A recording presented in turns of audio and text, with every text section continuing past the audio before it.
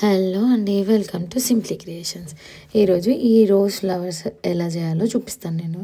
ఇది organza ribbon అండి. Organza ribbon తీసుకొని నేను ఒక 100 సెంటీమీటర్స్ అలా తీసుకున్నాను. దీన్ని 100, 120 మన ఇష్టం ఎంతైనా తీసుకోవచ్చు.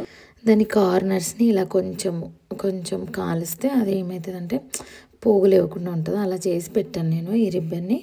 దాన్ని ఒక కార్నర్ ఇలా ట్రయాంగిల్ షేప్ ఫోల్డ్ చేసి మనం ఇలా స్టిచ్ చేసుకుంటూ వెళ్ళాలి, హెమ్మింగ్ చేసినట్టే అండి.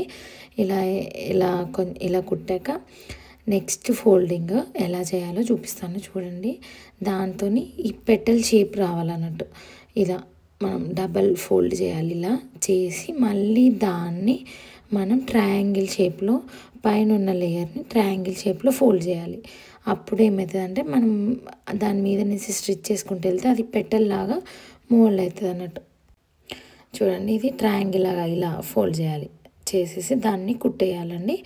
మనం సేమ్ హెమ్మింగ్ కుట్టేసుకుంటూ వెళ్ళాలి. ఎందుకంటే మనము మొత్తం కుట్టాక ఇలా కొంచెం దగ్గరికంటే ఫ్రిల్స్ లాగా వస్తుంది, అప్పుడు రోజ్ ఫ్లవర్ బాగా వస్తుంది అన్నట్టు. ఇలా సేమ్ రిబ్బన్ అంతా ఇలా ఫోల్డ్ చేసుకుంటూ ఎన్ని ఫోల్డింగ్స్ వస్తే అన్ని చేసుకుంటూ మనము స్టిచ్ చేసుకుంటూ వెళ్ళాలి. ఇవి ఏంటంటే మనం ఏ డెకరేషన్ వాటిలలో కూడా వాడచ్చండి. మనము పెళ్ళిలో డెకరేట్ చేసే ఐటమ్స్లో, ఫ్రాక్స్ మీద వాడచ్చు, అన్నిట్లో వాడుతుంటాము. ఇది రిబ్బన్తో ఇది చాలా బాగా లుక్ వస్తుంది లాస్ట్కి. ఇది నేను మొత్తం రిబ్బన్ అంతా నేను ఫోల్డ్ చేసుకొని మీకు చూపిస్తాను. ఇది ఫస్ట్ మళ్ళీ ఒకసారి చూపిస్తున్నాను చూడండి, అర్థం కాకపోతే ఇలా డబుల్ ఫోల్డ్ ఇలా చేసి దాని పైన ఉన్న లేయర్ని ఇలా ట్రయాంగిల్ షేప్లో కిందకి ఫోల్డ్ చేయాలి. మళ్ళీ కింద ఉన్న రిబ్బన్కి ఈక్వల్గా రావాలండి, అప్పుడే మనకు కరెక్ట్ షేప్ వస్తుంది. ఇది చూడండి, పెటల్ షేప్ వస్తుంది. ఒక సైడ్ మనం అటు సైడ్ అంతా ఇలా పెటల్ లాగా వస్తుంది. మనం ఫోల్డ్ చేసినప్పుడు చాలా బాగా లుక్ వస్తుంది. నేను ఈ రిబ్బన్ అంతా ఇలా 100 సెంటీమీటర్ 120 అలా కూడా తీసుకోవచ్చు. మనం పెద్దగా వస్తుంది అన్నట్టు, ఫ్లవర్ ముద్దగా వస్తుంది. మనం ఎంత తక్కువ ఫ్యాబ్రిక్ తీసుకుంటే అంత చిన్నగా వస్తుంది అన్నట్టు. మనకి ఏ సైజ్ కావాలంటే మనం ఆ సైజ్ తీసుకోవాలి. ఈ రిబ్బన్ అంతా ఇలా ఫోల్డ్ చేసుకుంటూ కుట్టేసుకున్నాక ఏం చేయాలంటే దాన్ని రివర్స్ తీసి నేను గ్లూతోని స్టిక్ చేస్తాను, చూపిస్తాను చూడండి. ఇలా పెటల్స్ లాగా వస్తున్నాయి చూడండి. నా వీడియోస్ మీకు నచ్చితే ఒక లైక్, సబ్స్క్రైబ్ చేయండి. Thank you for watching. ఇదంతా నేను చేశాక చూపించాను, మొత్తం చేశాను. ఇలా చేశాక ఇలా కార్నర్లో కూడా సేమ్ ఇలా కార్నర్లో తెచ్చి మనం కొంచెం ఫ్యాబ్రిక్ మిగిలితే దాన్ని కొంచెం ఒక చిన్న ఫ్రిల్ లాగా ఫోల్డ్ చేసి నేను స్టిచ్ చేసేసాను దీన్ని.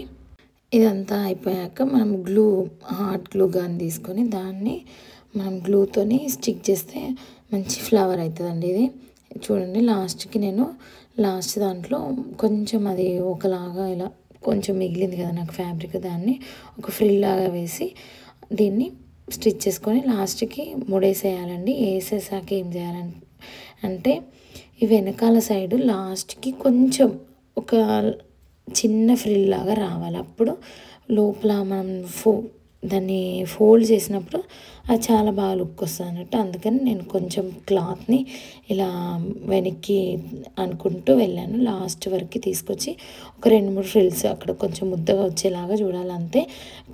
మొత్తం అంతా రావద్దండి, ఓన్లీ అక్కడ మాత్రమే రావాలి.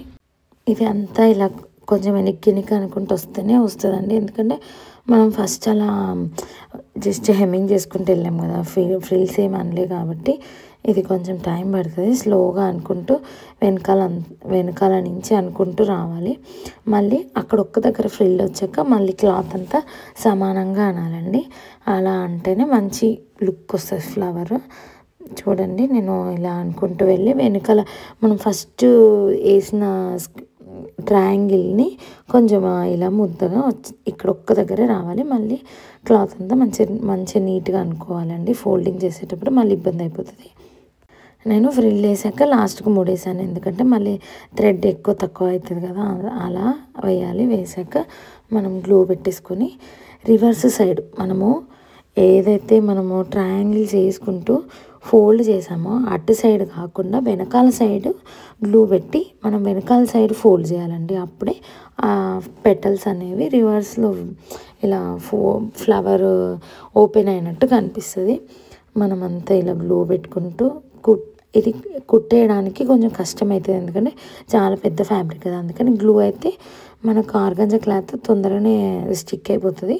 దీన్ని ఏంటంటే మనము కింద క్లాత్ పెట్టి హెయిర్ క్లిప్స్లోకి వాడచ్చు, ఇంకా ఫ్రాక్స్లోకి వాడచ్చు, డిజైనర్ ఫ్రాక్స్లోకి చాలా బాగా లుక్ వస్తాయి.